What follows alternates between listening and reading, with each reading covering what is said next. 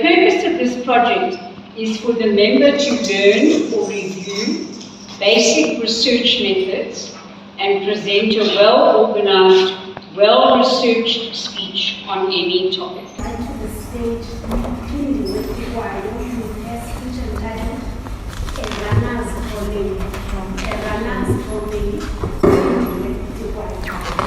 Would you rather have a strong, healthy body with ugly feet, or pretty toes but a sloppy, ugly body? I'm almost certain that you will all agree that everything comes with advantages and disadvantages. Take, for instance, earning a qualification in something. It certainly has a lot of advantages, but comes with it forfeiting time to do other things that you enjoy doing. Unfortunately, having a strong, healthy body is no exception. It also has disadvantages. Madam Toastmaster. Good evening, fellow Toastmasters and guests. One of my values is health and well-being. And one way I live this value is through running. But for the very first time last year, I experienced a lot of discomfort with my feet after running. And I had a runner's toenail. And this was from running even distances I'm used to running. But the last one I had was so sore that I decided to take a long break to give my big toenail time to heal. But I didn't like that because taking a break was not a guarantee that it was not going to happen again. So I decided I would do a research as I was not willing to stop running indefinitely. I decided to do a research about it, and that's what I want to talk about today. The articles that I've read about this, it's actually a lot of articles I read about it, but the main two articles I read, which I got my content from, is veryfitworld.com and healthline.com. And I also asked a few questions from the sport outlets. What is a runner's toenail? A runner's toenail is when pressing on your toenail hurts after running. Sometimes it can be so sore that even walking, normal walking is uncomfortable. Your toenail may turn black from the bleeding under it, which is what makes your toenail look ugly. Now, if your toenail peels off, or rather falls off after a while, it may actually take up to a year for it to fully go back. That I found very interesting. If you're wondering how exactly do you get a runner's toenail, you get a runner's toenail when you're running and your foot pushes forward, touching the sides and the sides of your feet, the front and the top of your feet with every stride. Now, depending on the distance that you're running, your foot may swell, and the socks that you're wearing also makes your feet larger. And that causes pressure and impact on your toenail, creating extra fluid and blood in between your toenail and your toe bed. And that causes separation between the two.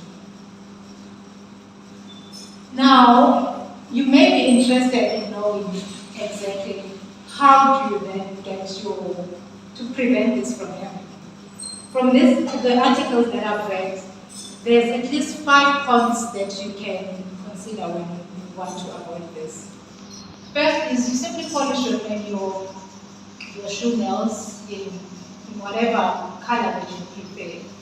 And secondly, but the first one, rather, let me tell you something interesting about the first one, is that as much as you polish your toenail with the color that you prefer, it doesn't take away the pain. So you've got another option, second option, which is you buy a shoe that fits you properly. How you do this, to check if the shoe fits. You take your shoe, you slide your foot inside, you push it backwards, and then you locate your big toe. Between your big toe and the top of your shoe, that's where you place your thumb. to check if it sits comfortable on the table or on the space. If it does sit comfortable, then you know you've got a proper fit. But if the space is too small, unfortunately, you've got an incorrect size.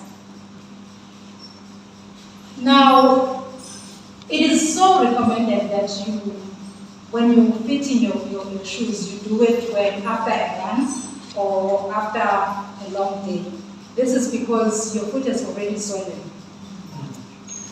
And some other shops help you with the shoe assessment, fit assessment, to make sure that, to make a recommendation rather on the type of shoe that what suits you.